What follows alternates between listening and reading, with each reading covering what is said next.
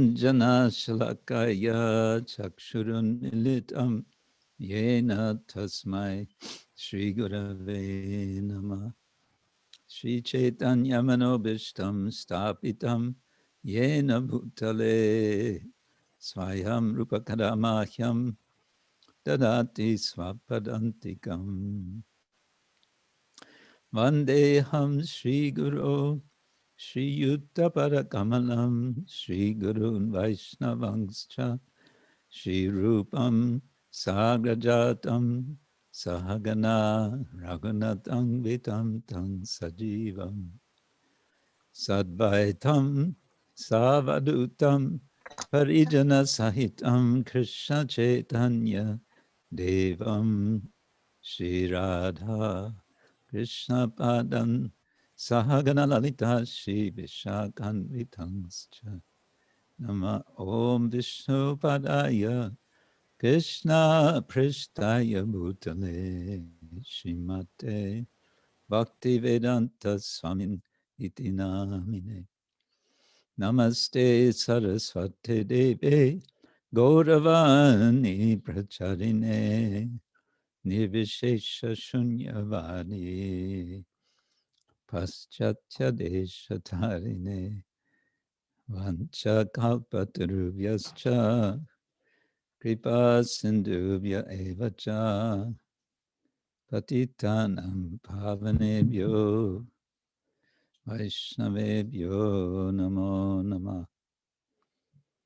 Hey Krishna Karuna Sindhu Dinabandhu Jagatpate Gopesha Gopika Kanta Radha Kanta Namostute Tapta Kanchana Gaurangi Radhe Vrindavaneshwari Rishabhanu Sute Devi Pranamami Hari Priye Jai Shri Krishna Chaitanya Prabhu Nityananda Shri Advaita Gadadhar Shivasari Gaura Bhakta Vrinda Hare Krishna Krishna Krishna Hare Hare Hare Rama Rama Rama Hare Hare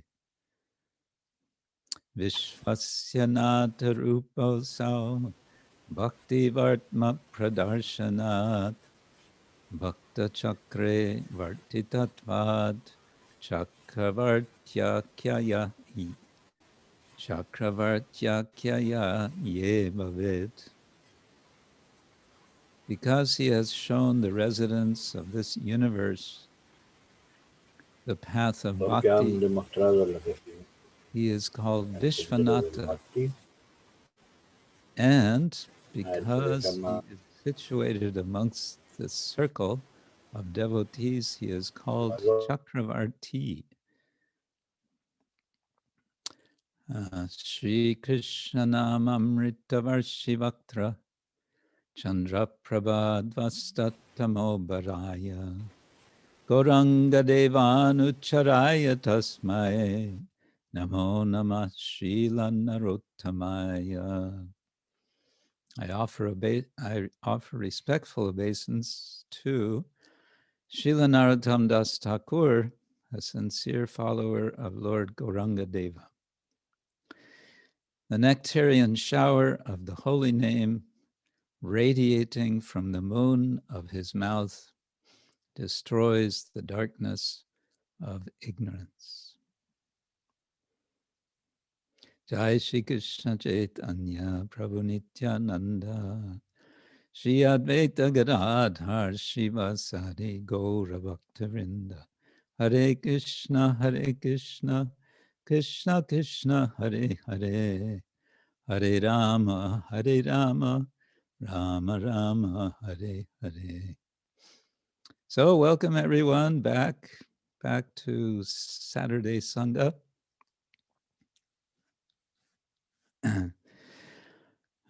Today we're going to sing Srila Bhaktivinoda Thakur's song of Bhakti Anukul. And we're going to, I think we have some show and tell. And we have a not so surprise guest, Anuttama Prabhu, who we means me, messed things up last time, gave him the wrong time. So I think this time it's going to work. And we'll see how the time goes. I have a new subject I would like to discuss, which is, well, the general subject is protection of the Lord, and the more specific is the Narayana Kavaca of the Srimad Bhagavatam. And I will say right now, and I will repeat later, you have some homework in this regard.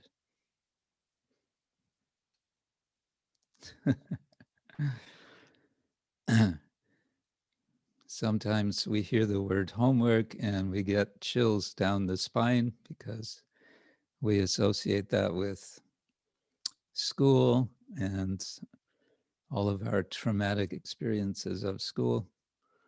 But this is very nice homework. Yes, and the homework is to first read Chapter 8, Canto 6 of Srimad Bhagavatam, which is the Narayana Kavaca, which is given to Lord Indra because he's in big trouble. And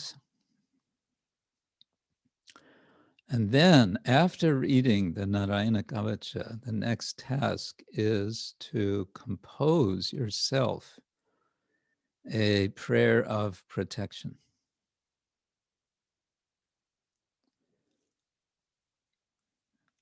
And this can be in your mother language. It can be in English. It can be in Sanskrit, if you like. If you have that capability. In any case, that's the plan. And then next week we can read them. We can share your prayers.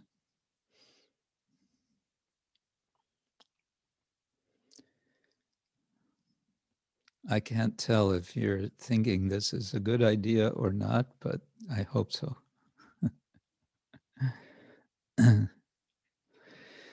Okay, so let's proceed with the song of Srila Bhaktivinoda Thakur.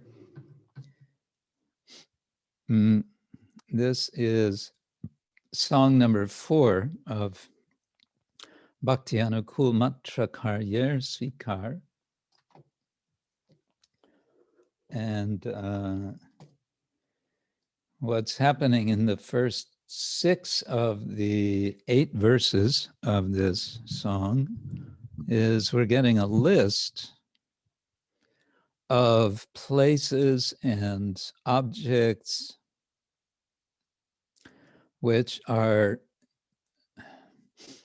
associated with Krishna and which are uddīpana, which are stimuli for remembering Krishna. So it's just going to be rādhā-kund, Tata kuñja-kut, govardhana-parvata, jāmuna-tīr, kusuma-sarovara, mānasa-gańgā, kalinda-nandinī, vipula-tarańga, śī-vat, ga-kula, dhīra-samīr, ndābana-taru-latikā-bānīr, khaga-mr, kula, malaya-bātās, mayur-brahmara, muralī-vilās, venu-shringa, pada-cihna, megha-mālā, vasanta, sashanka, shanka, karatala.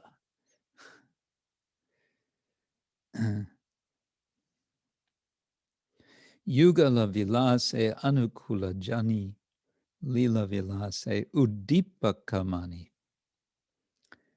E sab chodato kanhi nahi jau, e sab chodato parana harau. Bhakti vinod kohe shuno kan tua uddīpaka hamara paran. And the word paran is extended prana, which means life. All right, let's see how this goes.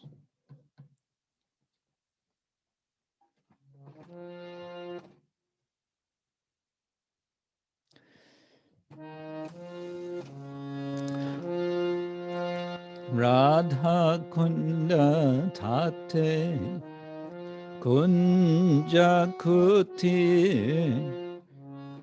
govardhana-parvata jāmuna-tīr Radha-kunda Tata Kunja-kut govardhana-parvata jāmuna-tīr kusuma-sarovara mānasa-gańgā kalinda-nandinī vipula-tarańga kusuma-sarovara mānasa-gańgā kalinda-nandinī vipula-tarańga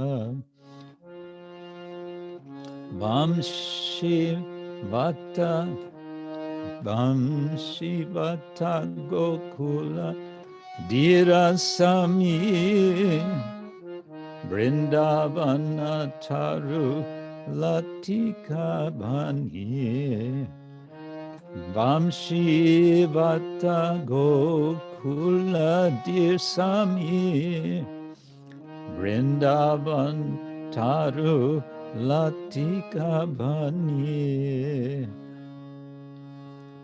khaga-mr khaga-mr malaya-bātās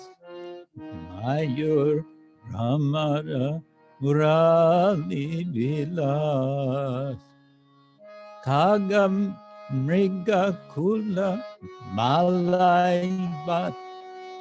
malaya-bātās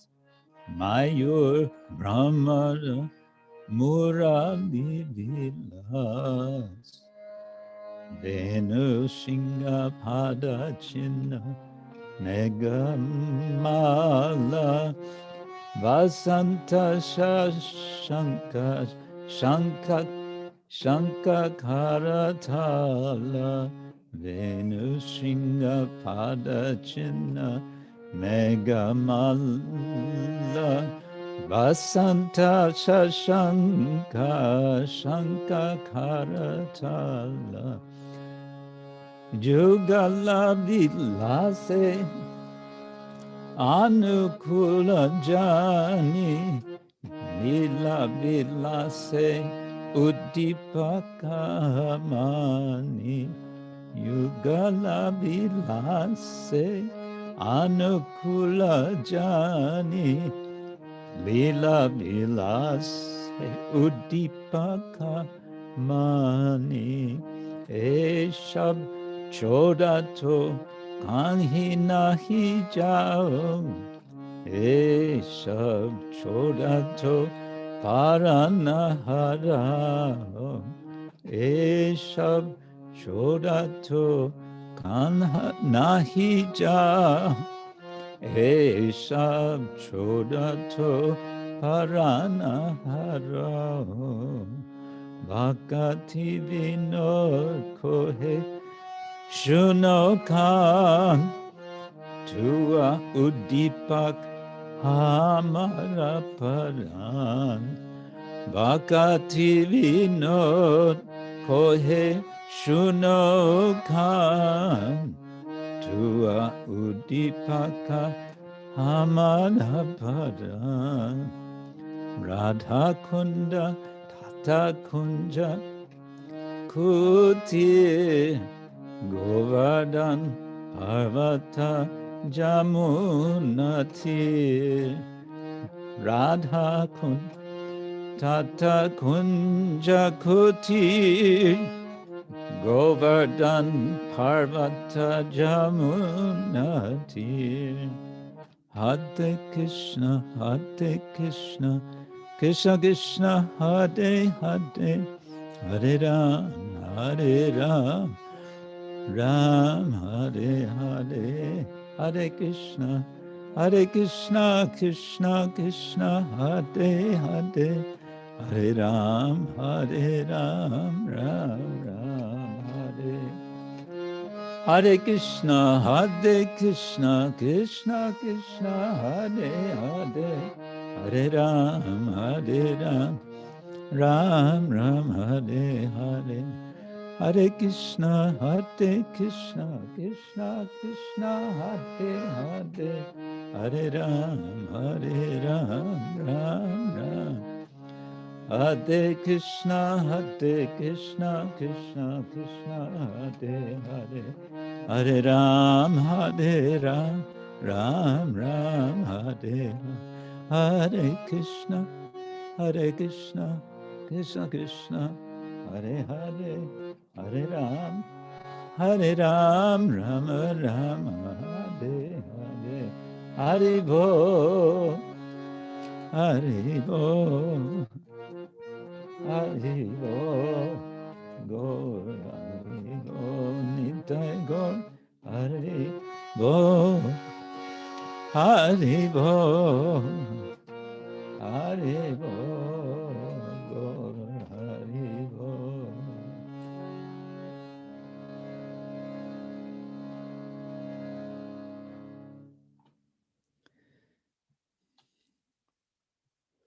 The cottage in the grove on the banks of Radha-kunda, the great Govardhan hill, the banks of the Yamuna, kusuma-sarovara, mānasa-gańgā, the daughter of Kalinda, namely the Yamuna, with her many waves, the śī-vat, ga-kula, dhīra-samīr, the trees and creepers and reeds of Vrindavan, the different varieties of colorful birds, the deer, the cooling breeze from the Malaya mountains, the peacocks, the bumblebees, the pastimes with the flute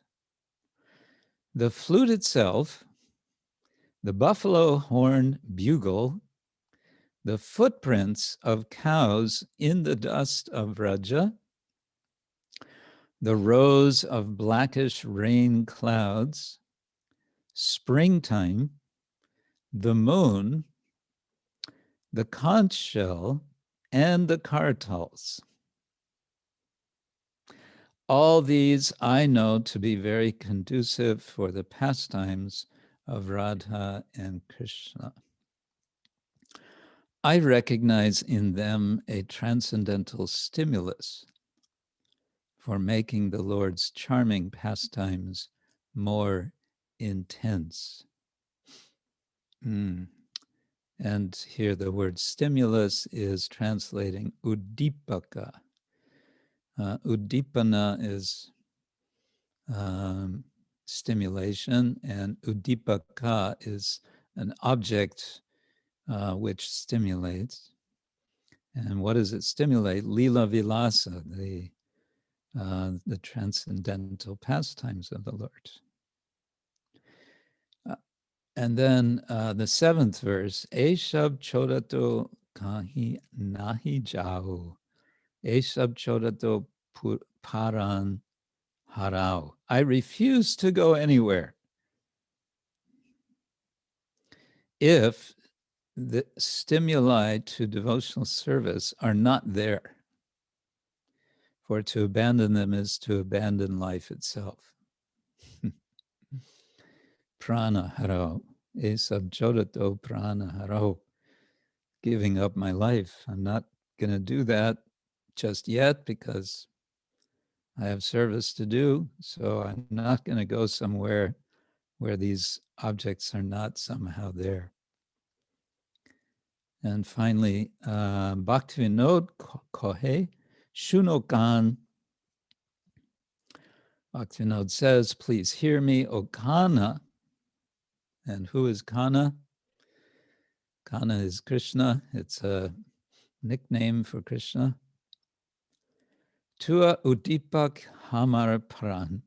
Your entourage and paraphernalia, it's translated here, stimulate remembrance of you and are the very source of my life. So entourage, paraphernalia, anything connected with the Lord is uddīpaka.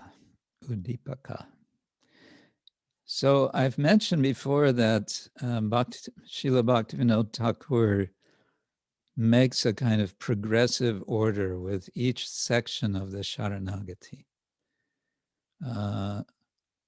We know there are 6 sections because there are 6 principles of Sharanagati. And this section is on Anukula Bhakti, favorable devotion. And last week we sang the famous song of describing Bhaktivinoda Thakur's making his, realizing his home to be non-different from Vrindavan. So the progression, you can say, is toward more intimacy and more sweetness in general. And so now he's describing, this is his meditation, he's practically speaking in Vrindavan, and he sees no reason to go elsewhere now. Because all of this is his life. And this suggests, because all of these elements listed here can be, if one goes to Vrindavan, one can go to these places, rādhā-kund, kusuma-sarovara, Govardhan, or we can remember them. And the remembering is also a form of service and dham sevana, and it's a way of connecting with the Lord because they are stimuli. We can feel stimulus for serving the Lord just by remembering. I think it's interesting. He mentions in the last of the list, the end of the list, karatala. So just hearing the kartals. In the previous song, it was the mridanga. The sound of the mridanga was a great joy. And now it's the sound of the kartals. But also the moon is also here. The month of spring. Now we may be, since we are in the northern hemisphere, we're all in the depth of winter, looking forward to spring. And in the southern hemisphere, you are in the midst of summer and going toward the autumn. But the springtime in Vrindavan is especially dear. So all of this is anukula. To remember the Lord is favorable. Favorable for Krishna Bhakti is to remember things associated with the Lord. So that is a kind of practice, also a kind of intentional effort that one can make to remember the paraphernalia, the objects, the tadiya. Tadiya is another word, which means related. Literally, tadiya means related to that, but it's more specifically meaning related to the Lord. Srila Bhaktivinoda Thakur ki jai. Hare Krishna. So, show and tell time. Rumor has it that Odarya Chandrika has something for us. Yes, Guru Maharaj. I have just want to express my gratitude for the project which we did in Kartik month. So I would say I would take 1 minute to. It's everything. Of course, in October with Guru Maharaj, you invite me to share our 16 in 1 Go project. And by your blessings and empowerment to continue as a vow for the Kartik month. When I shared response from the devotees was more than surprising to start it in the last Kartik month. So 20 took it seriously and Club 16 was formed. So here I would like to express my gratitude to all participants for opening their hearts and sharing their daily experiences with chanting. I believe that sharing gave everyone involved a fresh motivation every day and help us keep on despite of all challenges. So for me, it was a wonderful insight and into other devotees' daily chanting and an endeavor to deepen their relationship with Krishna. A special support was Guru Maharaj's being with us all the time, helping us sail the ocean, and for which I'm endlessly thankful. At the end, I would like to say that due to deep personal experience we all had during the month of Kartik, Club 16 will live on. So everyone is welcome to join. Just write to my email, which I will share it on the chat.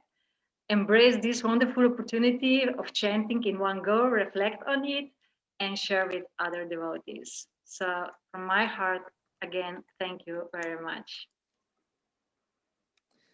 Thank you.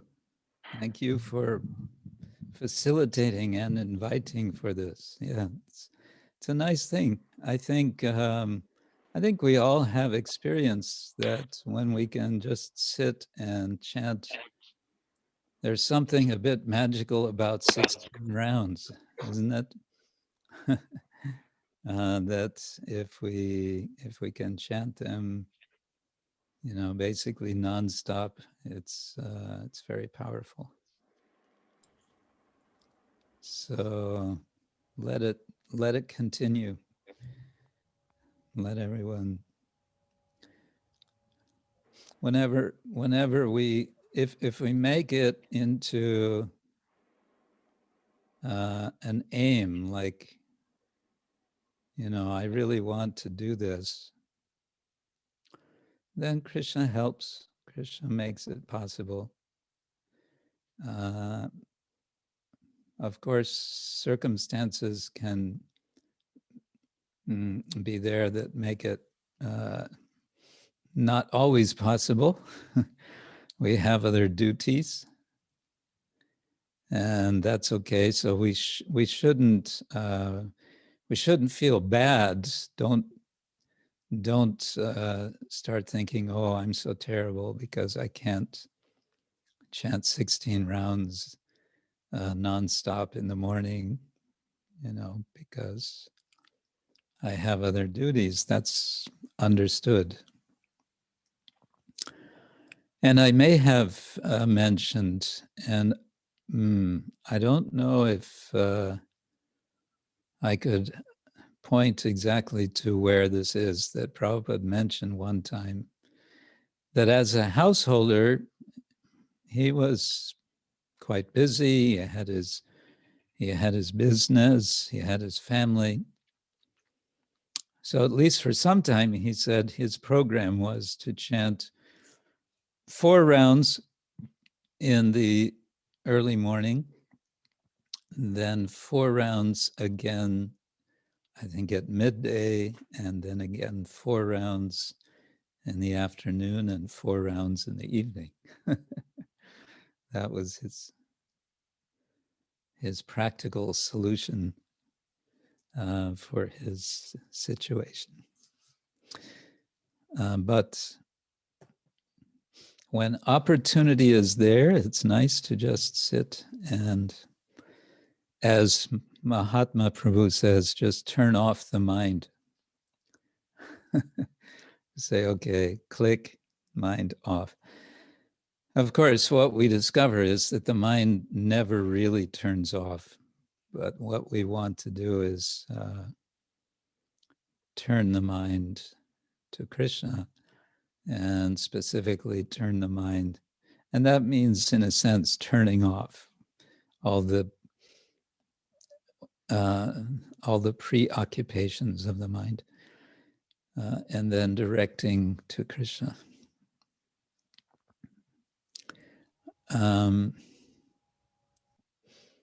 Especially through his name. Right. Is there anyone else who had something to share today? Could I ask a question, Guru Maharaj? Okay. Regarding the this chanting, please accept my humble obeisances. Hare Krishna. Yesterday I read in the book of Satsvaru Das Goswami, one African devotee was there in Vrindavan, and he desired to chant 120 rounds. And Prabhupada heard about this, and then once in a conversation, Prabhupada just said, when somebody say, I desire, then that is sense gratification. But this was regarding the chanting of 120 rounds. So my question is, when somebody wants to increase the rounds, does this need some blessings and approval of spiritual master, or how this goes? Well, Srila Prabhupada gave a general blessing for all of us. He said, chant, he said, chant minimum 16 rounds. So that means we have the blessing to chant more than 16. And as for Prabhupada's comment to the devotee, I desire to chant, and then Prabhupada saying, I desire means material desire.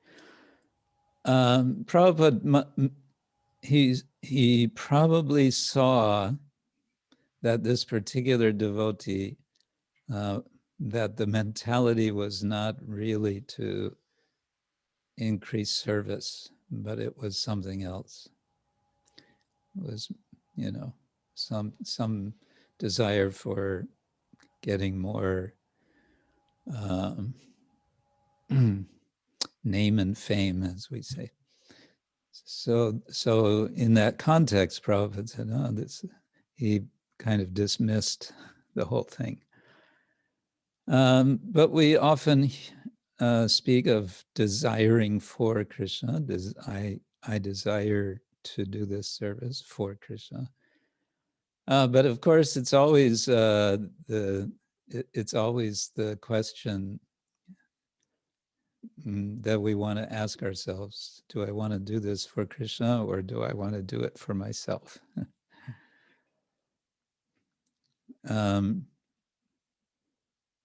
Yeah, that's there.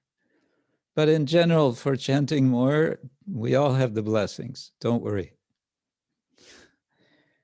But there's 2 things. There's quantity and there's quality. Chanting more is good, but it's not necessarily good if the chanting is not, if it's not actually chanting. if it's something other than chanting and hearing Krishna's names. So again, it's something we're constantly working on. That's our practice. We are working on improving, turning our attention ever more into Krishna. So it may be with more rounds, that's very good. And with the more rounds, let there be also better, let them be better rounds. Is that okay? Yes, thank you very much. Anyone else? Something? Anything? Tell us about your week, this last week.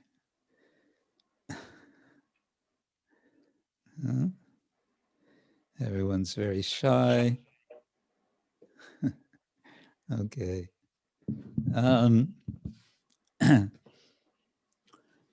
Before I get into the Narayana Kavaca, I discovered in my library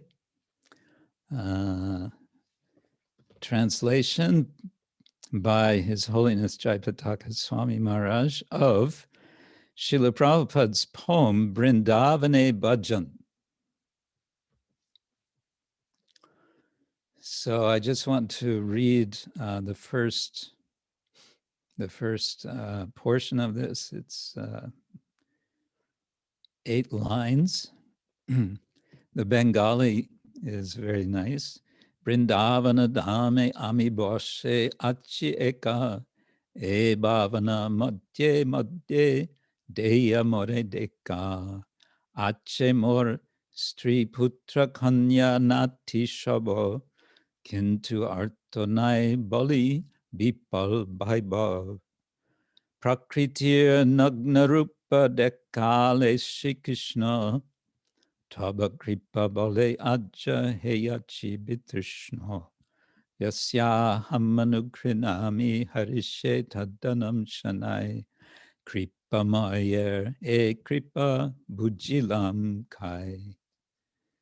The second to the last line was Sanskrit, quoting from Bhagavatam. My dear Lord Krishna,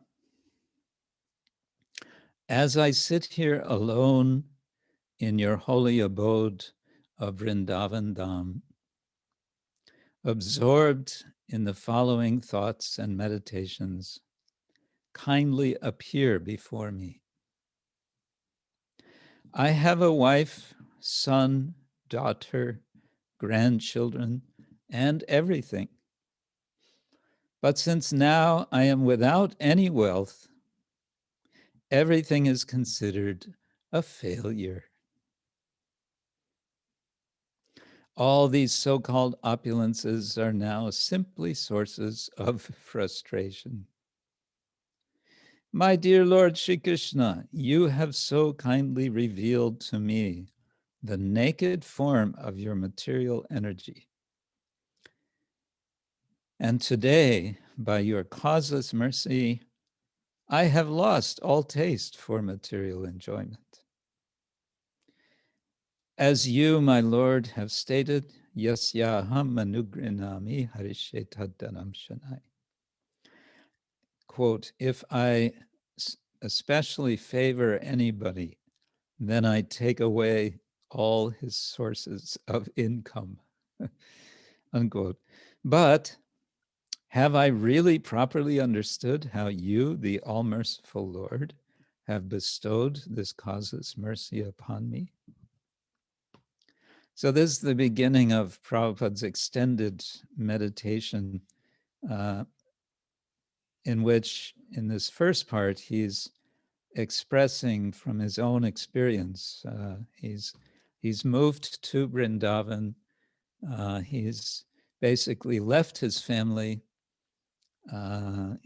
his business is no longer working.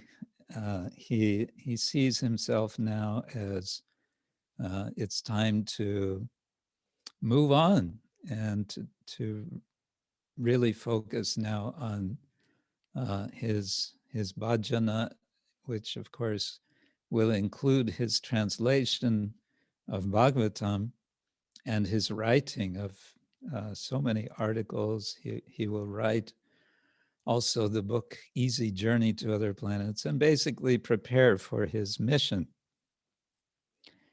So here it's kind of a confessional mood. He's saying, my dear Lord Krishna, now everything's gone, and I remember your statement in the Bhagavatam, Yasyaham anugrinami harishe taddanam shanai. I especially favor someone who's, I take, when I favor someone, I take everything from them. And Srila Prabhupada is reflecting about this now. And we can see that he is reflecting in Vrindavan. And so Vrindavan is opening up to him as a result of these external circumstances. And he is appreciating that.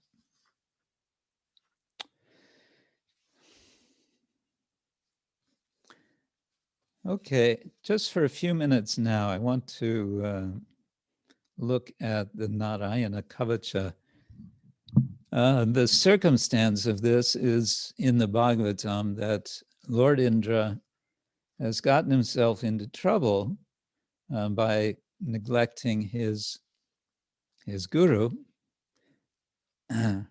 Brihaspati, and he realizes he's in a dangerous situation now because the conflict is perpetual conflict between the devas and the asuras, and Indra is in charge of the devas. So he also feels responsibility for them. And so he takes direction from Vishvarupa, who later, Indra is a rather impetuous person, so later he's going to be angry at Vishvarupa, recognizing that Vishvarupa has divided loyalties, and that anger is going to lead to his getting violent in Lord Indra, and this is going to cause more trouble for him. But here my point is that we find the Narayana Kavaca in the Bhagavatam, and the Bhagavatam tells us in the very beginning, Dharma projita kaitavotra paramo nirmat-saranam satam.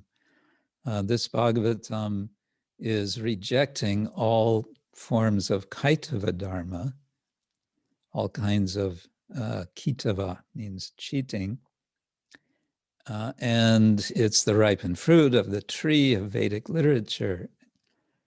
And so, and it's a glorification of Lord Narayana in his many different forms, with the sort of common theme of requesting protection from all of these different forms. And the context for me of sort of revisiting this Narayana Kavaca, I used to chant it rather regularly. And now and then I get someone asking me, asking about what to chant for protection, and devotees like to chant the Nrsimha Kavaca. And I always recommend, if you want to chant a Kavaca, Kavaca means shield, then I recommend the Narayana Kavaca because it's in the Bhagavatam. and it's a glorification of the Lord in his several forms. And so we have, I think, a particular blessing from, we can say from Srila Vyasadeva, from Shukadev Goswami to chant this. And also we get the details in the beginning. If you really want to do it in the fully recommended way, which is, I have to say, it's actually kind of tantric, tantra in the sense of involving mantras, which we place on the body through nyasa. That's a very tantric activity. So it gives a description in the first few verses of how to do this, and you can try it out. The idea of infusing the body with the syllables of these mantras is that one is transforming the body, making the body spiritual, making the body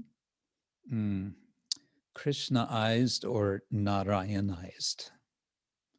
And that is what Srila Prabhupada speaks about in his purport to the first verse of the actual prayer. And the first verse is text number 12, which goes like this. Om Harir Vidadyan Mama Sarvarakshan Nyastangri Padma Patagenda Prishte Darari Charmasi Gadeshu Chapa Pashandadano Ashta Gunoshtabahu.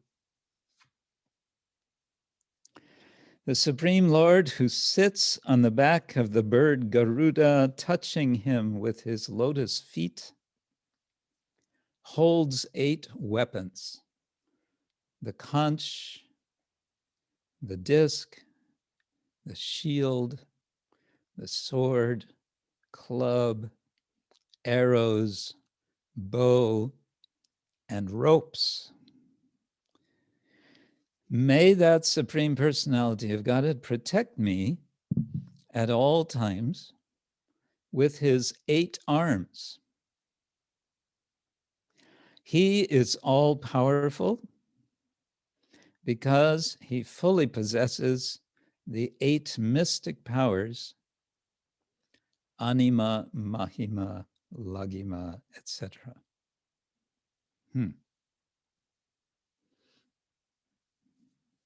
Okay, so we can picture Lord Narayan with 8 arms, not 2, not 4, not 6, but 8. And in all of his hands, he's holding, what is he holding? Conch, disc, shield, sword, club, arrows, bow, and ropes. Kind of sounds like Durga.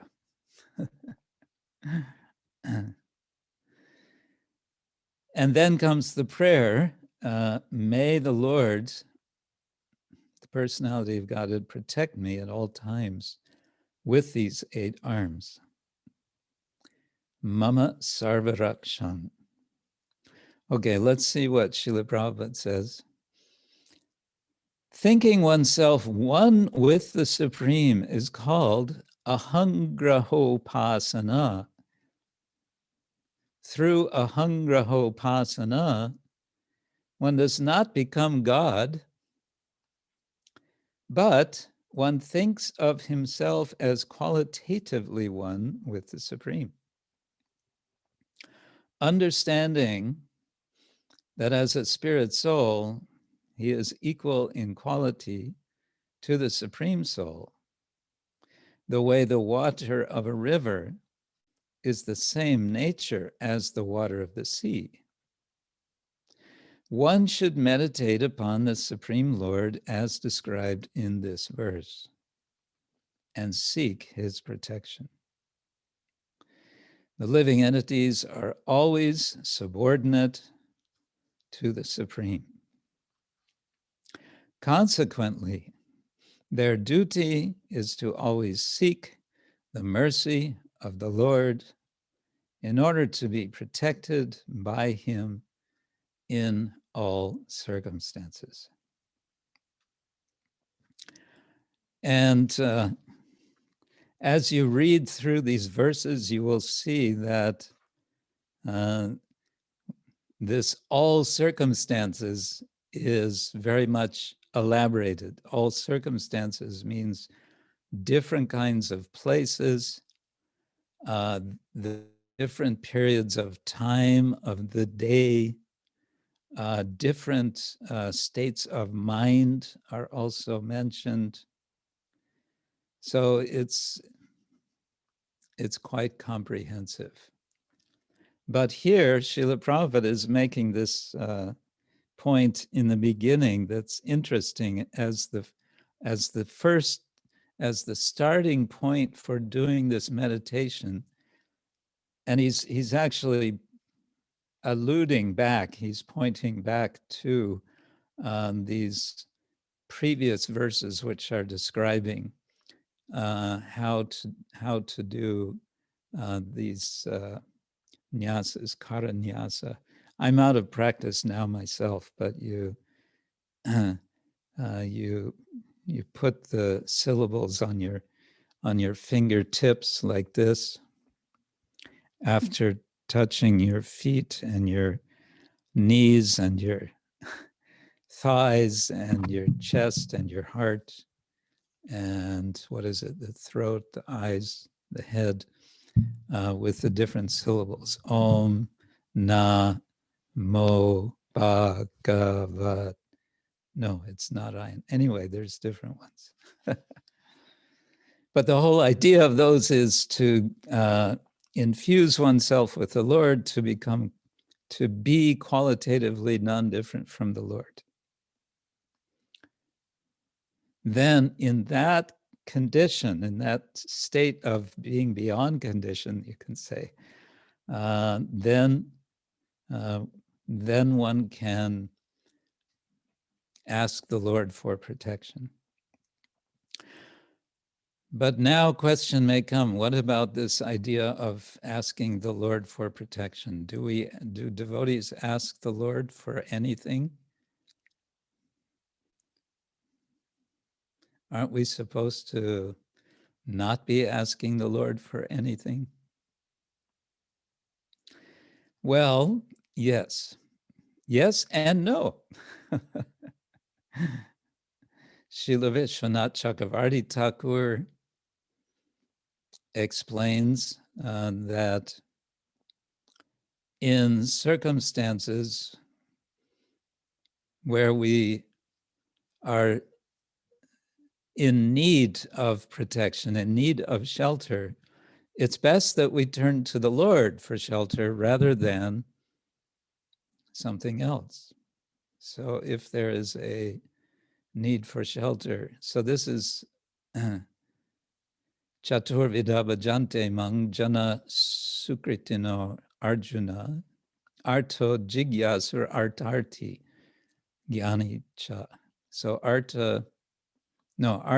the first one, arto, being in distress.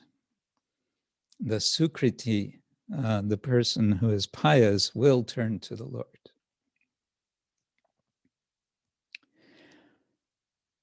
But I want to suggest there's another way to offer these prayers, although they're all kind of self-centered. Please protect me, mam rakshatu. We can also turn this around and turn it into a meditation. Let everyone be protected.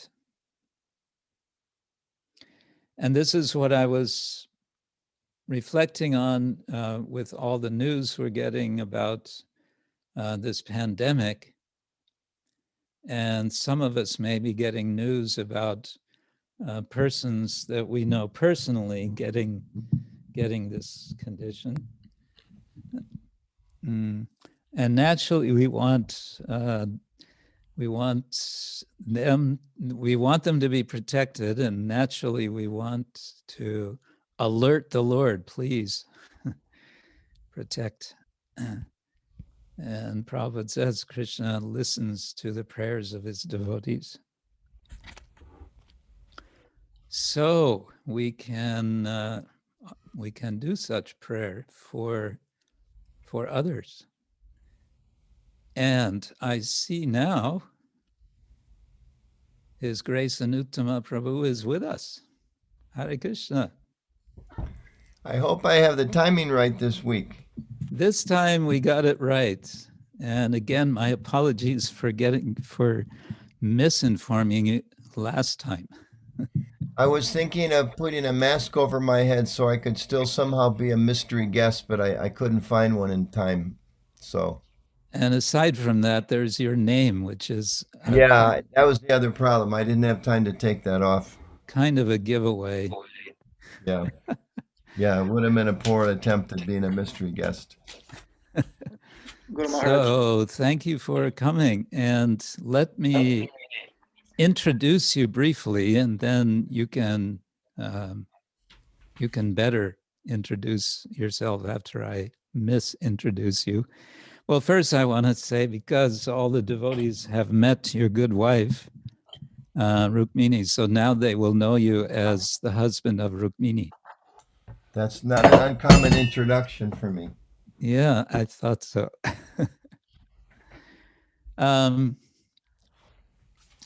Okay, I'm making reference to your own bio that you've put up on the internet amongst the as one of ISKCON leaders. I think that's the first point to make, is that Anuttama Prabhu is one of the leaders of our society, the International Society for Krishna Consciousness.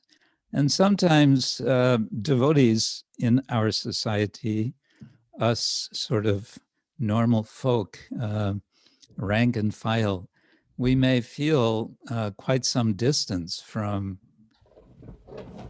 those who are, we understand are the leaders of our society. And this is one reason I thought it would be a good reason for having you and introducing you, and devotees can, so to say, see you in person. Well, Anuttama Prabhu first joined the devotees in Colorado. Was that in Boulder or was that in Denver? I went to Boulder and they were coming there chanting regularly, but the temple was in Denver. Uh-huh. I was hanging out in Boulder. But it says that after the first night at the temple, you wouldn't go back to the things you found unfulfilling. Was that in Denver? That was in Denver. Okay. Temple, which then not so much later, I guess, you became the president of. Which year was that you became the Denver president? 86, so 10 years. Oh, it was sometime. I was a brahmachari for 10 years. And then I actually went back to Boulder to open a preaching center there. So I was kind of the president, although there was only 4 of us. So I don't know how much presidential responsibilities that was. Then it says you began serving as leader of the BBT book distribution and then became president of the Denver temple. I have a special connection with Denver, I have to say. I was living there when I was about, how old was I? I was in 1st and 2nd grade. Uh-huh. So kind of 6, 7 years old. I had a feeling when I first went to Denver it was a tirta, but I wasn't able to understand the subtleties of the connection.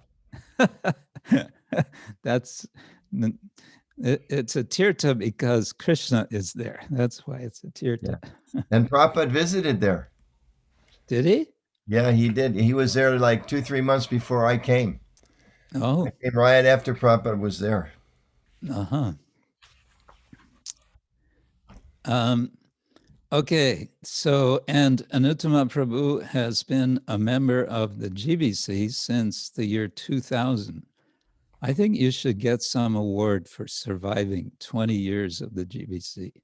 Well, some people like Gopal Krishna Maharaj has been there for, I think, 40, like since they started. So whatever that is, 72, almost 50 years. Wow. So. Well, I still think you should get an award for 20 years. He can get, a special award, but 20 years is quite something. He is, GBC, his places he is overseeing are in the US, namely the state of Delaware, Maryland, and Washington, DC. And you're speaking to us as we speak, I think, from your home, isn't it? In Maryland. And they've added since then. It's now St. Louis, Chicago, Alachua, other parts of northern Florida, and Mayapur. And Mayapur. Well, at least I'm on what's called the Mayapur Executive Board, which is about 6 or 8 devotees that oversee Mayapur. Okay, so in this way, it keeps you off the streets, right? I wouldn't say it keeps me out of trouble, but it keeps me off the streets. Okay. You have a nice statement here, which maybe we can, maybe you can elaborate on, but I'm quoting now Anuttama Prabhu. ISKCON and the Vaishnav tradition have great gifts to share with the world, especially in these troubled times. I have faith that as ISKCON devotees become better qualified to follow and represent Srila Prabhupada and Lord Chaitanya, the great culture of bhakti that they brought to the world will have tangible and long-lasting effects. So that's a very hopeful statement. But before we get back to that, you are in the International Director of Communications. You are a member of the Board of Trustees of Bhaktivedanta College in Belgium. You are a founding member of Children of Krishna. Is that going on? No, it stopped. That's kind of an old bio they put on the GBC site, but yeah, I was a founding member of Children of Krishna. And you're a founding member of the Grihastha Vision team, which is still going on, isn't it? It is, yeah, definitely, very, very much. I'm not as active there, but that's a wonderful Vaishnav initiative that's there. And then you are active in several interfaith initiatives in Washington, D.C., including the Religion Communicators Council. And I was thinking this is something we can ask you some more about, your interfaith experience. But before that, regular contributor to ISKCON News and authored articles for ISKCON Communications Journal and several interfaith publications. By the way, ISKCON Communications Journal, which went avyakta about, I guess, 10 years ago, is now becoming vyakta again very soon, to have, I think, 1 issue per year. So that's happening. Also active in several religious freedom initiatives and networks. You network with government and NGOs in Washington to promote religious freedom around the world. You also teach several seminars including ISKCON's leadership and management,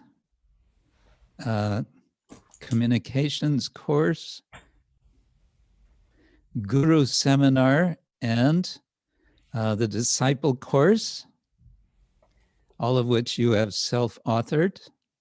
Well, team. I was a team, part of the team. Okay, you co-authored. That's, yeah.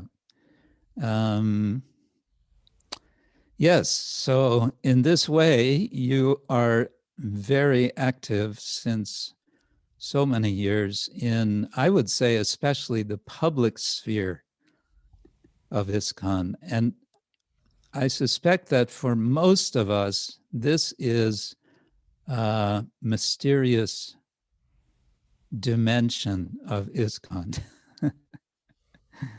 So I want to say to all the devotees, some of you have not been with us some weeks ago. It's been several weeks now. We started out that I was speaking about interreligious dialogue based on a seminar which I have been presenting in Mayapur, I guess 3 times now. And we had Anuttama Prabhu as a guest in that presentation one time.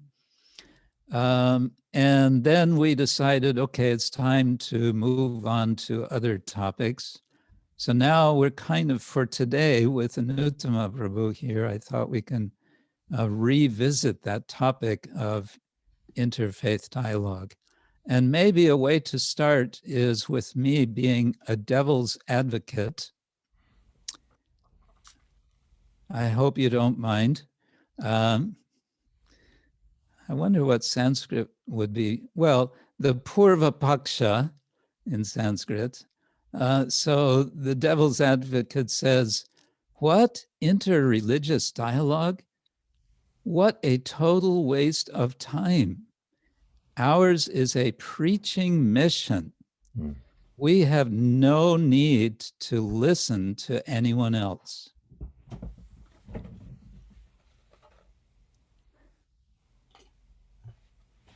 So do you want to respond to that? Yeah. Normally I respond to that by just ignoring it and going on with what I and others understand is a very valuable service to Prabhupada. And maybe I can just step back just a little bit to kind of explain why not only interfaith is important, but all of the things that we try to do in ISKCON communications, which are kind of connected. And they'll come back specifically to interfaith, Marj, if I may. And first, let me offer my obeisance to all the Vaishnavas. Vancha kalpatarubhyascha, kripa sindhubhya-cha, Vancha kalpatarubhyascha, kripa sindhubhya-cha, patitanam pavanebhyo Vaishnavebhyo namo namah. And Srila Prabhupada, Nama Om Vishnu Padaya Krishna Padastai Bhutale Srimati Bhaktivedanta Swami Namani Namaste Saraswati Devi Gauravani Bicharine Nivasesha Shinvadi Pastatari Zatani. So just real briefly, the basic kind of principle or ethos behind the whole communications ministry, of which interfaith is a piece of that as I see it, is understanding that, as Marj read that little piece that I had written, we do have big contributions to make to the world. And in order to be effective with those, we need to do what we call create a favorable environment for ISKCON. In other words, if we want to have the support of academics, we need to do something to reach out to them, encourage them, facilitate their study of us, help explain things to them, give them access to us. If we want to have a government support of doing festivals and opening buildings and having restaurants, we need to abide by health requirements. We need to work according to building codes like that. We do live in the world, and we need to be responsive to those, to people in the world, and create what we call a favorable environment. If we have decent relationship with the media, we're much more likely to get good coverage in the media, which will help us promote our mission. If we have a bad relationship with the local police department, and every time we start a kirtan, they come over and tell us, okay, shut it down, break the drums, close the doors, that's not going to help us promote kirtan. So we know ultimately Krishna consciousness is a transcendental activity, yet at the same time, we do live in the world and we need to help create an environment favorable for pushing on our movement. Just like we give the example a lot of times, if you're going to plant a garden, you don't just go and stick the seeds in the ground. Someone who is foolish might think that's the way you plant your garden. You go out in the spring, you just buy some seeds, you stick them in the ground, and you go away. But a person who's knowledgeable understands, no, even though the seeds are potent, the sun is there, the water is there, the earth is there, I have to help prepare the soil. So you turn over the earth and you take out the weeds and you take out the rocks and you make it nice and a good receptacle. Then you put the seeds in. So in the same way, at least a certain percentage of devotees, if our movement is really going to grow and have an impact on the larger society, we need to kind of be the in-between Shakti, representing the movement but interacting with the world at large, helping to create positive environments with those groups of people that can help us or hurt us. For instance, the government, scholars, religious leaders, the neighbors. We all know, so many stories. Prabhupada himself personally going out of his way to make sure there's a good relationship with the landlord of the temple at 26 Second Avenue. Prabhupada himself was assisting Mr. Chuti in taking out the trash of the other residents of that building, if you can imagine. Prabhupada personally was helping this, Mr. Chuti, not a transcendentalist at all, take out the trash of other people, not necessarily transcendentalists. Why? To make sure there's a nice relationship. Mr. Chuti doesn't make trouble. He understands, and we have a few complaints coming from the other people. Prabhupada didn't want us to get kicked out of that building and have so many troubles. So many examples like that. So in that context, similarly, religious leaders, they are important for us for many reasons, not the least of which they can facilitate our opportunity to spread Krishna consciousness. There's lots of other reasons I'm going to talk about in a minute, but I'll reference one quote from Prabhupada in a letter to Tejas on the 15th of August, 1973.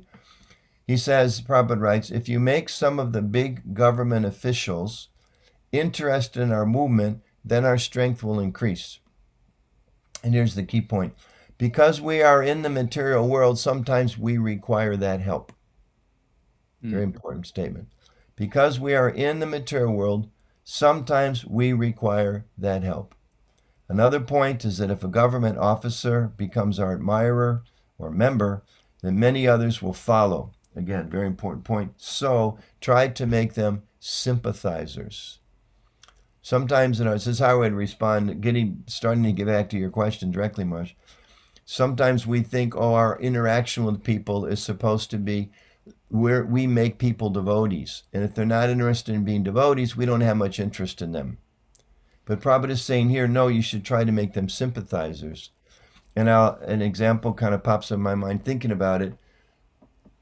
In our earlier, less mature, somewhat overly zealous days of book distribution, as example, I was trained, and many of us were trained, the goal is to get the person to buy the book. I was personally trained, keep pushing until they say no 3 times. Sir, would you like this book? No, thank you. But it's a beautiful book. No, thank you. Sir, look, I said no, thank you. And at a certain point in time, we're actually trained. At that point, you stop talking because you need to save your voice for all the people you have to talk to during the day. So don't waste your time saying, well, thank you anyway. It's nice speaking with you. Those are all kind of like unnecessary things.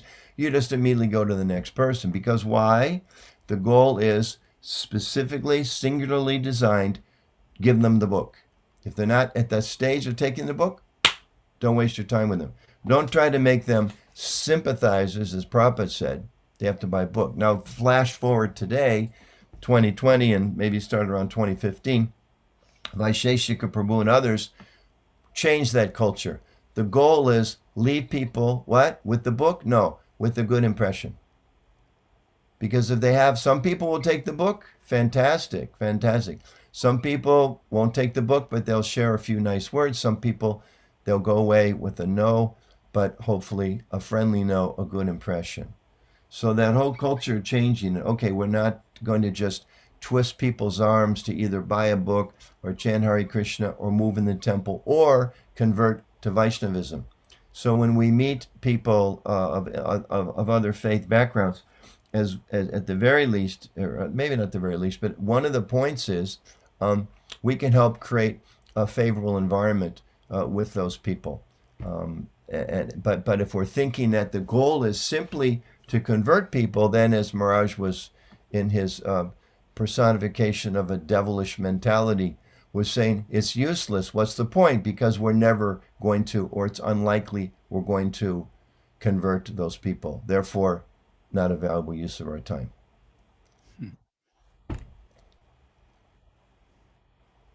How's that for starters, Maharaj? Is that okay? That's a good start. Maybe you could share a bit of your history of getting involved in interreligious events, how things started and how they developed. And I'm particularly interested to hear if there was any shift in your own thinking from the beginning to how you see it and how you see such interactions now. Like, yeah, I used to think like this, but now I think like this. Yeah, that's a great question. For me, it was rather abrupt. I recall going to my first interfaith experience in Denver. Again, you mentioned Denver. And I went to a local, I'm trying to pin your video anyway. I went to a local interfaith event, and I think I went twice. I might have gone 3 times, but at least twice. And this was probably in the 80s. And I remember specifically after 1 or 2 events, one of the people speaking and saying, well, you know, in our church, I hope I didn't offend anyone by using that term. See, we use the term church, and I hope you weren't disturbed by that. And I was thinking, wait, we've met for 2 weeks already. There are 2 meetings, 3 meetings. Are we stuck at this point? We're not going to get beyond this. I mean, come on, this is just superficial terminology. This is a total waste of time, and I stopped going because I just felt they're never going to go anywhere. And I would definitely say that there's a certain percentage of interfaith dialogue that I personally find not very satisfying. Still may be beneficial. I mean, there's lots of things written on different types of dialogue.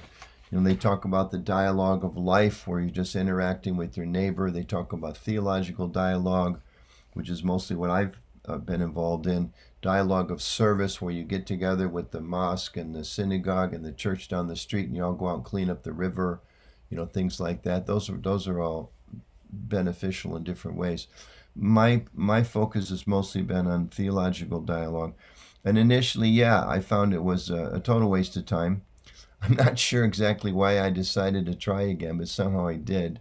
I think when I got involved in communications, and maybe I can share a story, because I think you talked about changing, developing.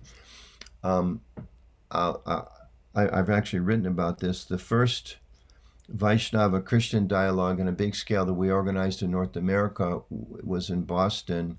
Shaunaka Rishi, who was then the communications director in Europe, who's now the director of the Oxford Center for Hindu Studies, which you're all familiar with, he'd done an event in Wales, and I wanted to do something in North America with his help. So it was a pretty big thing. We had top scholars, Christian scholars, and top Vaishnavas. Raj, were you there? You didn't go to Boston, did you? Were you at that event? I don't have the list. No, I wasn't there.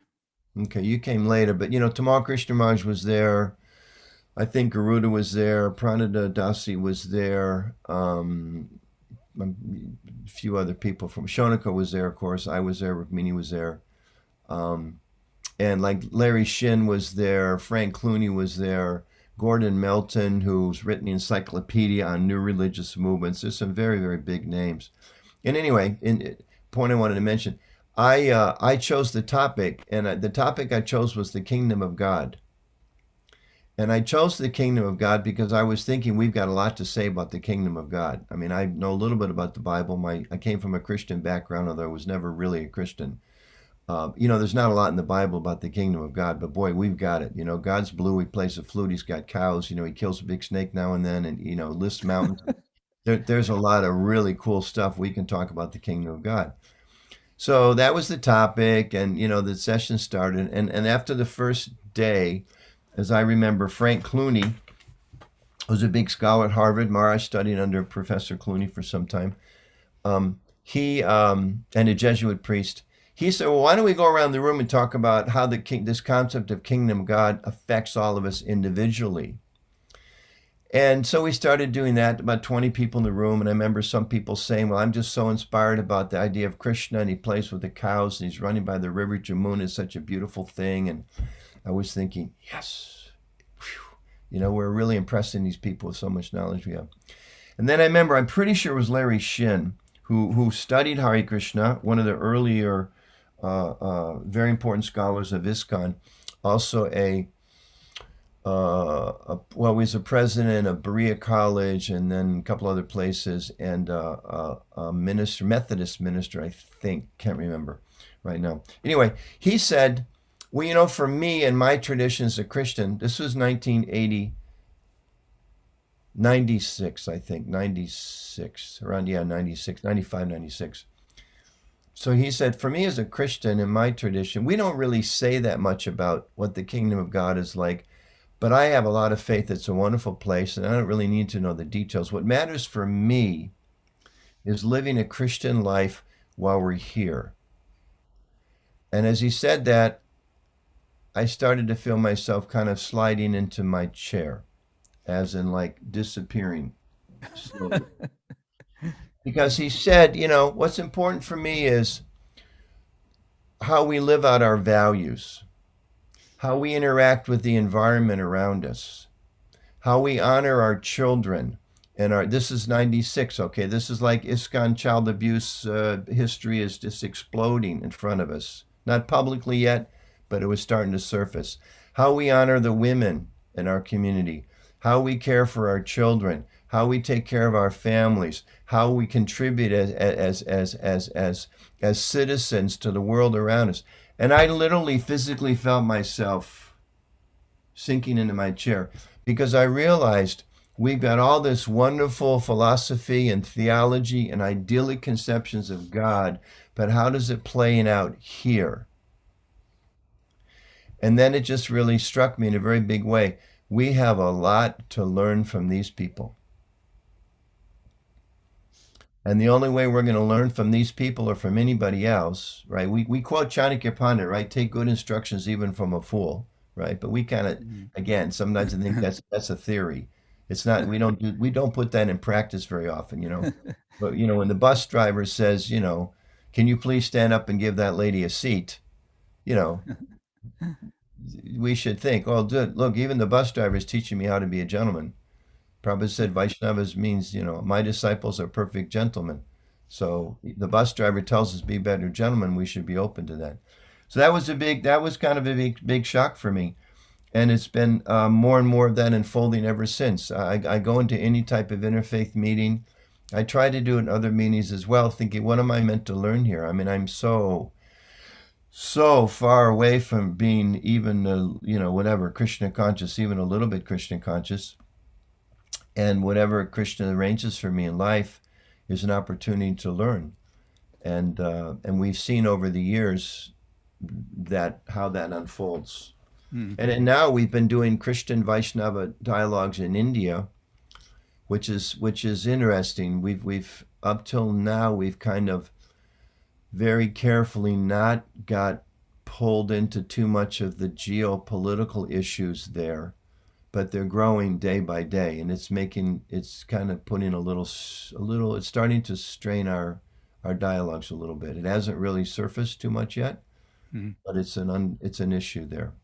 Yeah. And also, we've been having Vaishnava Muslim dialogues in North America for about 6 or 7 years, which are also very rewarding.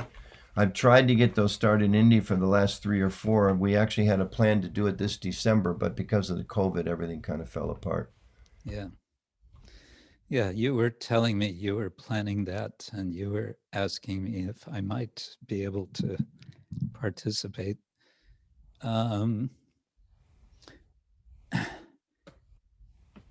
I want to, well, can you say a bit more about the Vaishnav Christian dialogue before you started up in India? Because that's been going since what year? Yeah, I think we just had, I think, our 23rd year in Washington. And we have about 10 people, 10 Vaishnavas, and 10 Christians come. And in India, we really have it split. Gaudiya Vaishnavas and Sri Vaishnavas. We try half and half, but it's more ISKCON people. In North America, it's almost no. We've got our friend from Georgetown comes, who's with not a Gaudiya, but so we've got about 10 Vaishnavas. We try to bring people outside of ISKCON, outside of the Gaudiya tradition. And then 10 Christians, Catholics and Protestants, usually about 50-50. We choose a different topic every year, and we have one of the devotees write an academic paper. So the topic might be anything from the kingdom of God to spirit. We actually did 2 years on this years ago. Spirit in the world, affirmation, renunciation. Because both in the Vaishnava and the Christian tradition, we kind of struggle. How do you deal with the world? We don't have to get into it now, but there's a lot of rich things to be discussed there. 1 year we did the Mother of God, because, Christians have a concept of the Mother of God. It's very different from ours, of course, Mary and her role and Jesus's identity. But we also have that very strongly, and a lot of other traditions don't have that so strong. So we look at things, both the similarities and the differences. So we have 2 papers, some years 4 papers. And we read the papers and then we discuss them. And then, of course, we have sumptuous prasadam. We cater every time. And then we have open times of discussion. And this year we did it online. It worked rather well online. But we always, when it's not COVID, we try to have a retreat in kind of a environmentally pleasant, garden-esque type of a place. We rented a retreat center for many years. And a real chance for people to interact personally.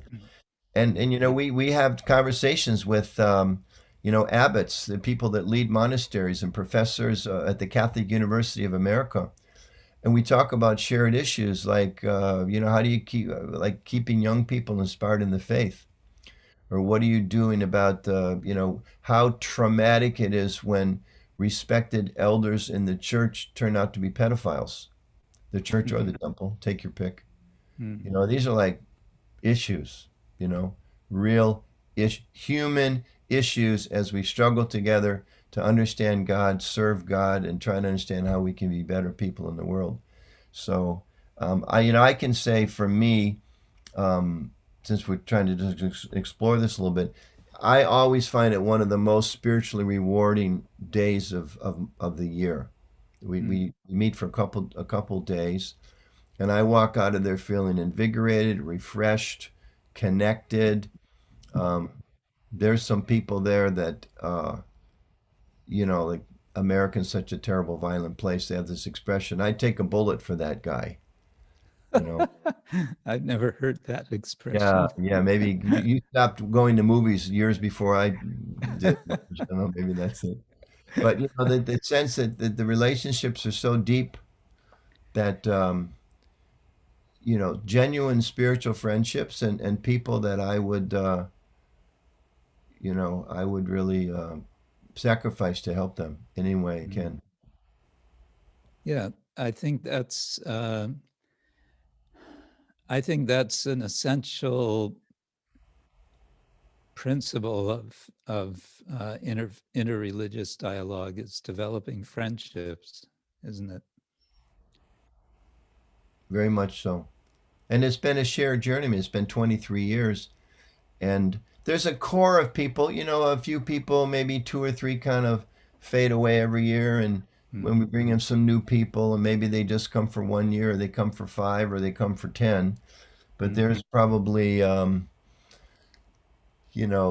or 6 on both sides roughly that have been there for 20 years. And when you have such a long-term relationship, you can be really honest, isn't it? Yes. You can express yourself as yourself. Yeah, very much so. And you can also listen without feeling defensive or whatever. And at the same time, as you said, you feel refreshed. I would say one component of that feeling refreshed is that one is forced out of one's comfort zone of one's religious bubble. As you said, we know all about the spiritual world, and then someone says, "Well, for me, that's not so important." Yeah. Well, it's an interesting parallel comes to my mind, and we've all probably had the experience, because most of us live in, not all of us, but many of us live in Christian-dominated countries. Sometimes you meet a Christian, not all, but some of them we meet, who don't want to discuss anything because they have a sense, I believe in Jesus, I believe in the Bible, that's all I need to do. And to open up to any kind, to make those kind of porous boundaries threatens my salvation. I don't want to hear anything else because this is the only way. And we sometimes, in our own ways, buy into a similar thing. Like we're doing what counts, and what we're not doing well, either we're not aware of it, or we discount it, or it's just not important. But interacting with other people, like other interfaith people, causes you to get new ideas and look at things differently. I wrote a paper that's going to be published in that same updated ICJ, the new one. Uh-huh. I highlighted 1, 2, 3, 4, 5, 6 lessons I thought were learned, and one of them was it helps us become more self-critical. To think more about what we're doing, what we're not doing, how we could do better. Yeah, and that's too challenging for some. Can we say that interfaith dialogue is not for the neophyte devotee? Yes, I would agree with that. I think the idea of meeting your neighbor who happens to be Muslim, about being a neighbor and, can you mow your lawn over there and I'll mow mine here, and they'll both look together, that's great. I don't think we should shy away from that, whatever our exposure to Krishna consciousness is, how long we've been committed or studied. But as far as more in-depth conversations, it requires some maturity. You really can't do dialogue well if you're not rooted in your own tradition. I even remember, I'll give an example, one of the first few years we brought a very senior ISKCON person who in the dialogue began quoting biblical verses that he thought validated us from their tradition. Like something, Ezekiel said he'd come back again or something like that. Therefore, reincarnation is true.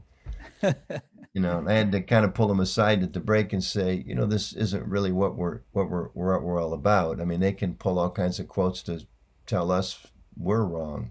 It's really more about acknowledging that we're trying to understand God. And, so whatever they say, say the topic is renunciation. What does your tradition teach about renunciation? Here's what ours says about renunciation.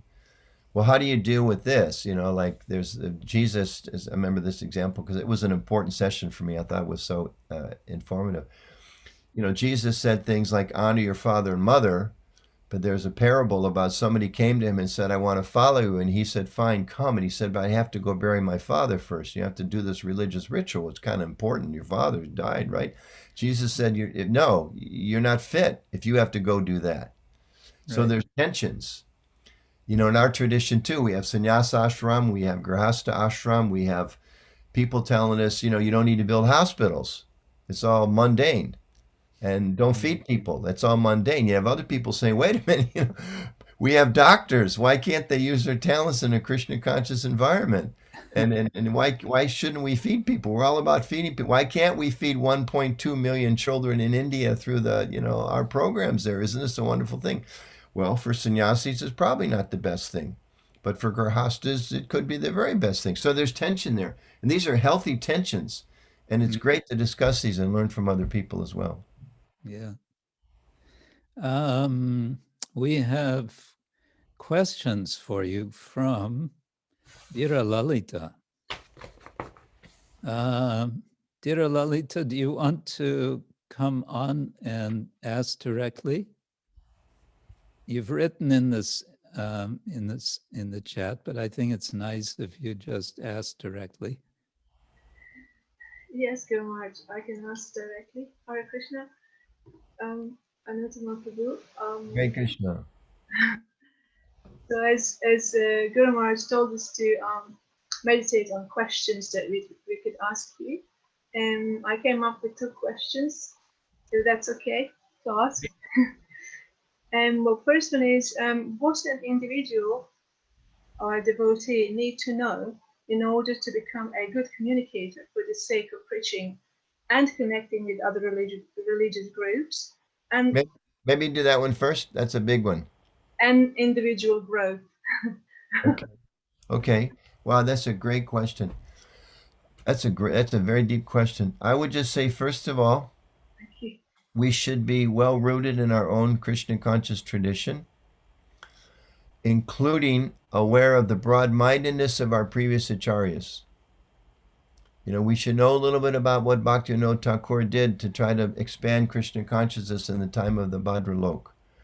We should know how Srila Bhaktisiddhanta Saraswati Thakur, as a sannyasi, rode in a car amidst the criticism of so many people, and how they threw stones at his parikram party in Vrindavan, how he faced those kinds of obstacles.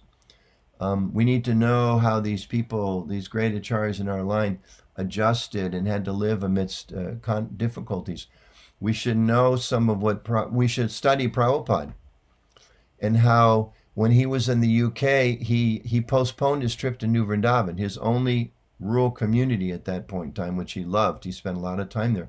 He postponed his trip there because he said, quote, Shyama-Sundar has arranged a gorgeous program in the UK. That gorgeous program was 1, Youth Day, 2, Businessman's Day, 3, Artist Day, 4, Neighbor's Day, 5, Academics or Scholars Days. Shyama-Sundar arranged all these people in these different categories. We're going to bring youth, we're going to bring artists, we're going to bring business people. And Prabhupada stopped his trip to his own first rural community, delayed it, because this was so important. Gorgeous program, those were his words. So to see, and to stop and ask ourselves, how much time did our founder Acharya spend meeting people? Everywhere he went, if they didn't have important people lined up for him to meet, he'd leave. Like, you keep me busy here meeting important people. And then we go back, how many of those reporters or nuns or professors or government leaders joined ISKCON? Prabhupada even told George Harrison, don't join, basically. You're doing good. Do what you're doing, right? So Prabhupada's mentality wasn't convert everybody. Prabhupada wanted to meet important people, my little quote here again, to make them sympathizers. So having that viewpoint that we're deeply rooted in our Krishna consciousness, which includes seeing Krishna in other places. 4th chapter Bhagavad Gita, Prabhupada says, it is not true that Krishna only appears on Indian soil. He can appear anywhere and everywhere he chooses. And he tries to teach as much about religious principles as people can understand according to time, place, and circumstance. So, being aware of those teachings so that we can see, wow, Krishna is working through the Christian tradition. He's working through the Islamic tradition. He's working through the Buddhist tradition. And how can we learn from them? How can we work with them? How can we share with them? How can we partner with them? How can we at least minimize any animosity between us, which isn't helpful for our movement's goals? So those are some of the things. And in a practical sense, you can take the ISKCON communications course, which is available online through the Bhaktivedanta College. I'll put a little plug in here. And will be Yes. available again this January 2021. The opening's available now. Contact Bhaktivedanta College online. There you go. Thank you very much. Thank you. And for in the case you miss that slot, when is the next one? That hasn't been determined yet, but we did 4 in 2020. And we can take about 20 students maximum. And then the next one is starts around January 15th or February 1st, and we'll see how it goes after that. Speaking of that communications course, you've been doing that for so many years now. Any idea how many students you've taught through that? Yeah, Maharaj, I'm in the communications department, which I'm not in the record keeping department, and I failed. Okay. One of my great shortcomings. I'm not good at recording these things, but I would estimate it's probably been taught 60 or 70 times around the world. So, maybe 1,500 students, maybe more, maybe 2,000 students. That's Very good. that's a very rough estimate. And that, yeah, maybe more, maybe several thousands, because it's been translated into Spanish and it's been taught in Spanish, and I don't keep track. There's different people that teach it. I'm not the only one that teaches it, but several thousand. Mm-hmm. What would you suggest as a prerequisite for that course? Anything specific? No, actually, there's no prerequisites really. Okay. Just the only prerequisite is go online and register. All right. There's a small fee. Okay. The only prerequisites. And dear Lalita, you had a second question. Yes, I have a set. Thank you very much for your answer. I will look into your communication course because there is no any requirements needed, so I may have a chance. I'm sure if we had many requirements, you would fulfill all of those, and you're more than welcome to participate. Oh, thank you. I wish it's like that. Well, my second question is, in your opinion, how other religious groups see our Hare Krishna movement? That's a good question. I would say it depends how much they've interacted with Hare Krishna devotees and what those exchanges have been like. If they met 1 or 2 people in the past, and this is like, if I was a Christian, I would be in church confessing this. I have a very vivid and painful memory of meeting a priest on his way for a vacation, and a few brahmacharis who've been practicing Krishna consciousness for maybe, 2 years, stopping this guy and telling him, "Where are you going?" "Oh, I'm taking a vacation." "Well, if you were really dedicated to God, why do you need a vacation?" This man probably hadn't had a vacation in 5 years. He's going to go home, visit his mom and his dad. We were so arrogant. So, okay, it's understandable. I've met plenty of Christians that are neophytes that are obnoxious too. So, we have obnoxious neophytes. They have obnoxious neophytes. We have fanatical people who think everybody else is wrong and going to hell. They have fanatical people who think everybody else is going to hell. And those people kind of attract each other, but those are not the voices. And we can't let those voices be the voice of the Krishna conscious movement. And they're not the voices, and we shouldn't let those become dominant voices. So I think the answer to your question is it really depends. If they've met mature devotees who were able to listen and then share, like I'll give an example, a specific example. In our Vaishnava Christian dialogue in India, the first year, maybe the second, this one gentleman, Professor Joseph Muttaraj, after one day of dialogue, he kind of had an aha moment. He said, I'm understanding now. He said, we Christians, we really know and we emphasize how God loves us, right? Jesus, the only begotten Son of God, he sacrificed, blah, blah, blah. God became the flesh. They're really focused on it. And then he said, you Vaishnavas, he said, we Christians really understand how God loves us. You Vaishnavas, you talk about how to love God. And I just thought, wow, this is really profound. I mean, this is really some deep theological God consciousness sharing going on here. I'll share another little more of like a sociological exchange. Again, I'll do the one in India because the contrasts are so strong there for me. One of our participants, Parijata, is a communications director from Mumbai, India. She came, she looked on the list, she said, who is this Teresa who's coming? Do you know who Sister Teresa is? I said, I really don't know. Some father invited her. Long story short, Sister Teresa used to be Parijata's teacher when Parijata went to Catholic school in India. So I said, Parijata, why don't you just, in the public session, show a little credit to your teachers? She said, yeah, I'd be happy to do that. So in the middle of these 20 people or so, one day she said, I just want to take a moment. Teresa's here. She'd mentioned previously, she was my teacher in Catholic school.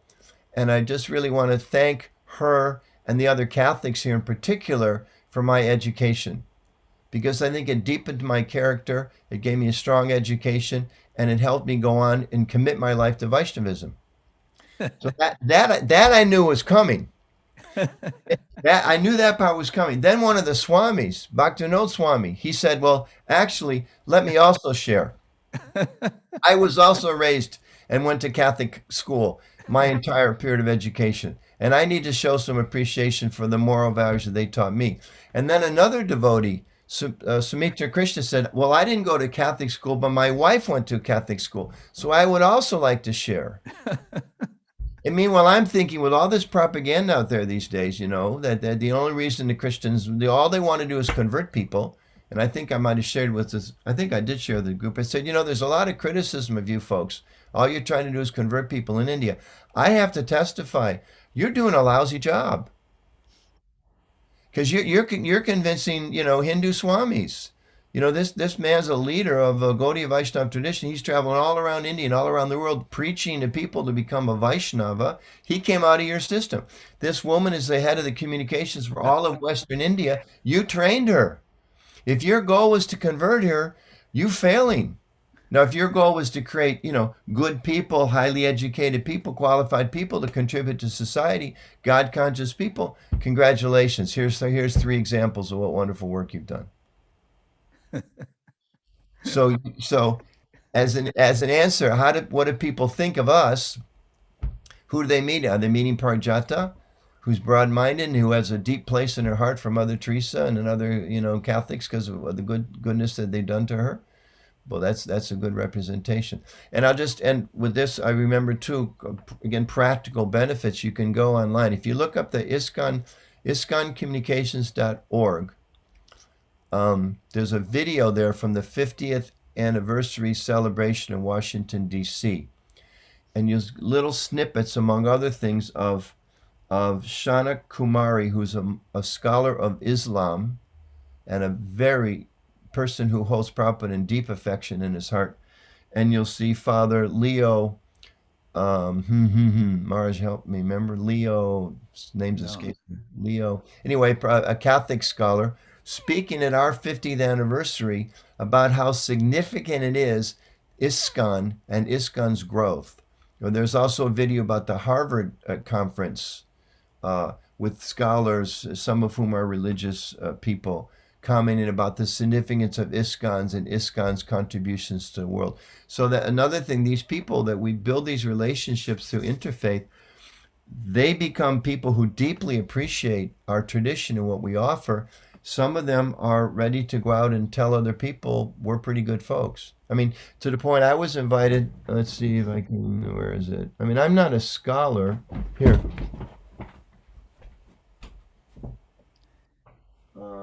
Where'd it go? I mean, I'm not a scholar. I'm not scholarly trained. I never got an undergraduate degree. But just because of our friendship, this is a volume that was put out by the Catholic University of America, which is like the orthodox seat of Catholicism in the United States. Their press put out a book about Nostra Aetate, which was their very, very significant event in the history of the Catholic Church. Most important for us is this particular document, which is a piece of Vatican II, saying in essence that there's truth in other religious traditions, just to kind of abbreviate it all down. And, I went to the event and Frank Clooney spoke about Hinduism, and I was asked to give a response to Frank Clooney. I'm not a scholar. I have no credentials, and I'm right in here after some bishop or something like that. Where did that come from? That came from the relationships that we cultivated through interfaith. Radhika Raman Prabhu, a dear friend and partner of your Guru Maharaj, if you look at his bio, one of the things he mentions is he met the Pope. Well, how did he meet the Pope? He met the Pope because of the interfaith dialogues we've been having in Washington, D.C. that he was a participant in. And through that contact, they realized this is a legitimate tradition. These are good people. These Gaudiyas, this ISKCON people, they can represent the broader Hindu tradition. And they invited Radhika Raman to meet with the Pope. And he went up to the Pope and he said, I don't know if any of you know what he said. First, they weren't going to let him speak. He was just supposed to stand in the background and give him a gift. And he ran up to me like 2 minutes before the Pope's out there in his car, and it's this whole flurry of activity came up and said, Anuttama, they just told me they want me to say something. What should I say? So we brainstormed for a minute, and he said, Hare Krishna, Holy Father. That was his opening. And then he went on to say something like, you may be aware that there's a strong history of monotheism. I mean, we know that's a complicated term, but, different ISKCON's Guru Prabhu doesn't like that term. But there's a strong tradition of monotheism within Hinduism. And we've been in dialoguing with the church and other Christian traditions now for some 15 years, and it's been very rewarding for all of us. We thought that make that point to the Pope. So doors open. Shonaka Rishi uses this beautiful term, the Krishna factor. You meet some of these people, you attend a conference, you sit in the back and you listen, and then Krishna just opens doors for amazing things. The Krishna factor, yes.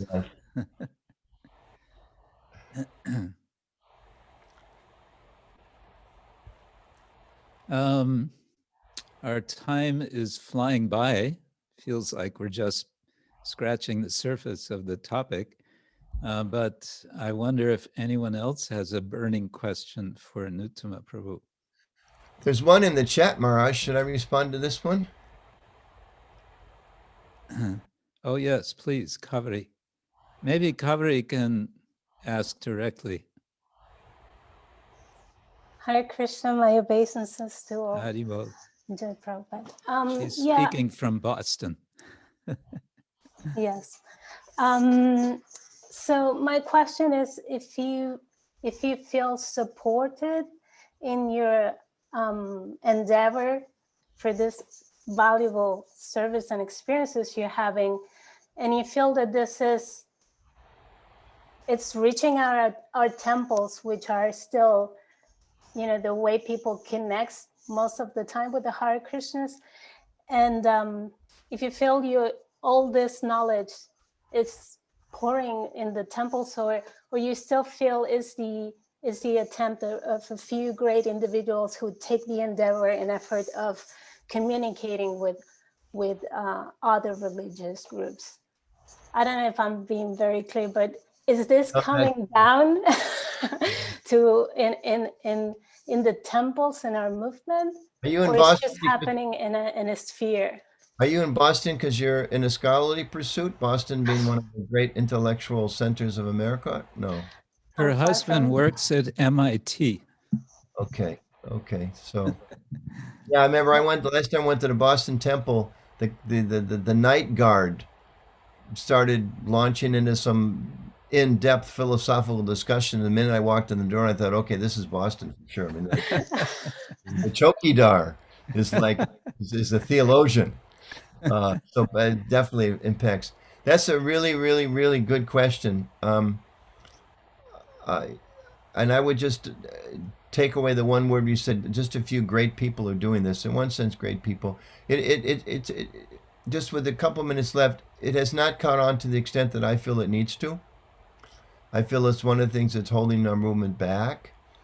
And at the same time, we're in the pioneering phases, and there's so many things that haven't really caught on. Vaisheshika Prabhu, who's the eternal optimist, if you pushed him hard enough, he'd probably say, yeah, there's not enough devotees that really understand the importance of book distribution. And if you have the deity minister come on, I guarantee you he's going to say, yeah, devotees just really don't understand the importance of caring for the deities the way Prabhupada wanted us to. And, you know, Maharaj maybe and some other people who are focused on academic pursuits will say, how many devotees really appreciate the need to study our own tradition deeply? So that's there. And then speaking for my discipline, my service, I think it's really critical. I think more people need to do it, need to have this kind of like appreciation. And you know, we make presentations at the ILS, the International Leadership Sanga. The communications course is now available online. It needs to be more broadly understood. Thanks for your question, and I would just humbly, any devotees here that this resonates with you, consider taking the course. Consider, you know, even in your own lives, just thinking a little differently about the way you talk to the bus driver. Maybe talk to him or her for the first time. We use the term key audience. You know, these people are all important. They all impact us and our ability to serve Krishna and spread the mission. And if anybody that kind of resonate a little bit, take the course. And there is a global sangha of devotees that do communications. And we can always use more and more people to assist with that. It really, and it's a lot of fun. I mean, it's so much fun. I mean, we didn't get into it. I could talk to you for a couple hours about interacting with the anti-cult movements. That's even more fun than the interfaith. There you are the devil, and you get to try to somehow convince people you're not over 20 years. And it's a tough one. That's very challenging and also fruitful. Also very fruitful. And I'll just add one thing. I think in order for us to grow in a healthy way, and I know that our academic devotees do this in their way, which is in many ways much more significant than we do. It's essential for our movement to be self-critical. Just like as individual devotees, we have to, without becoming disturbed, disappointed, depressed, wow, my job is not so good. It may take me 50 years, but I got to work on this. You know, I'm really not very humble. I got to try to do at least one little thing today to be a little more humble.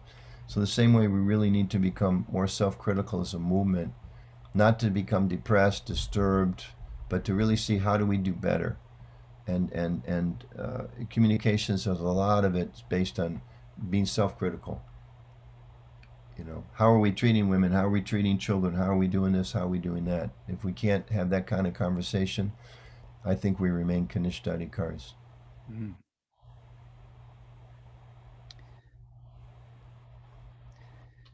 Thank you, Anuttama Prabhu. You've enlivened us all. You've enlivened me, at least. How about the rest of you?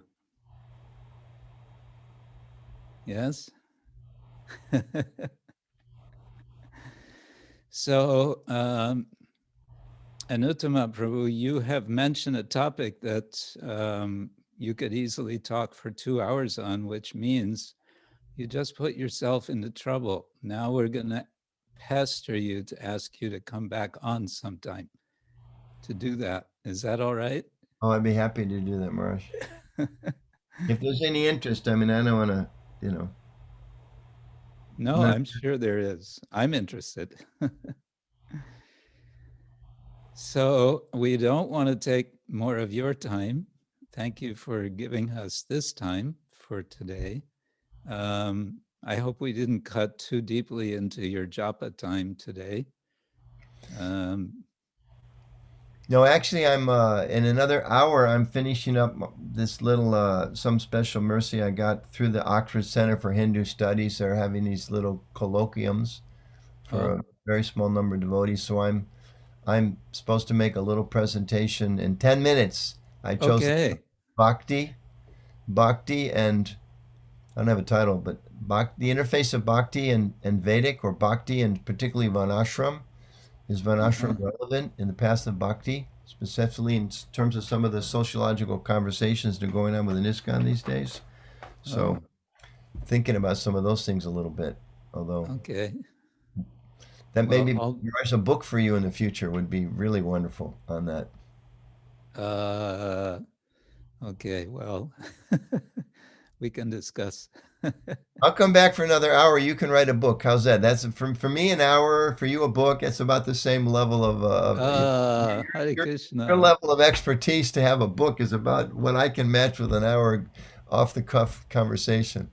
Well, you can make the important points in 1 hour off the cuff, and I need weeks and months and years to make the same point in a complicated way. All of you should know that I'll understand with this. I have tremendous respect for your Guru Maharaj in many, many ways, but I'll highlight one of many aspects that he and others, there's this, camaraderie of devotees who have gone so deep in the academic study of our tradition and in studying different aspects of it and connecting and being able to make it better understood by scholars and lay people and interfaith people as well. It is really very, very important service. And kind of go back the circle, you read my little quote earlier, that we have so many gifts to give, and a lot of times we don't know how to communicate them very well. Whether it's a Sunday feast lecture, we don't know how to deliver that very well, or we don't know how to talk to our children very well. We'd say, hey, kids, sit down and shut up and listen to the lecture until they're 12 and they're big enough to say, I'm not going anymore. That's a big problem. To, not having anybody qualified to speak to scholars. And now we do. And similarly, we need people trained to speak to scholars and people to speak to the media and people to speak to governments. And to really, we've got beautiful treasures, and we're just we're early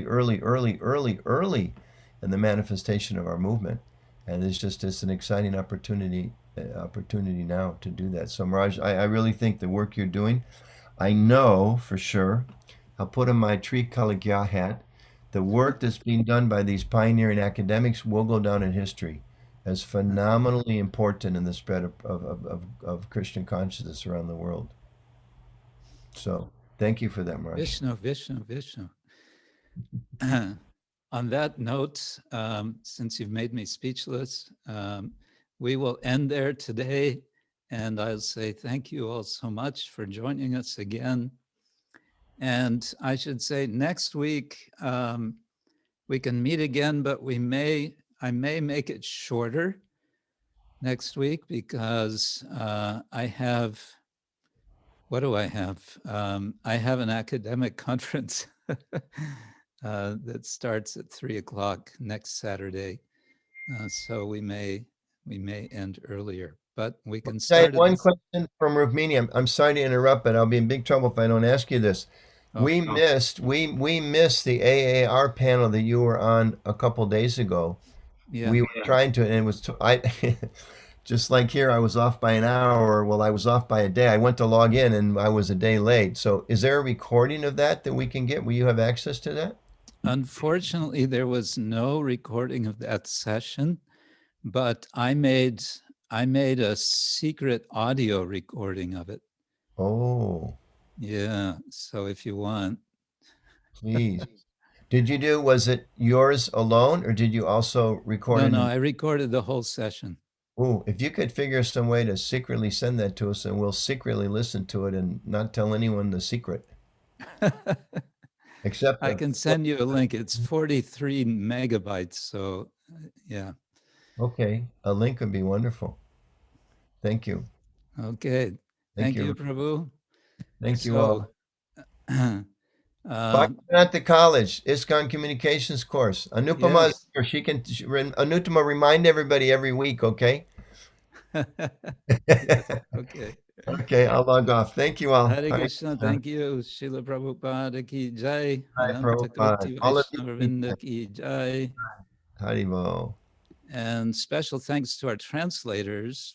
I don't know how much you could keep up with Anuttama's fast American speaking, but anyway, thanks for trying. And we'll see you next week. Gaur Premanande, Hari Hari Bol. Hari Hari Bol. Hari Hari Bol. Hare Krishna.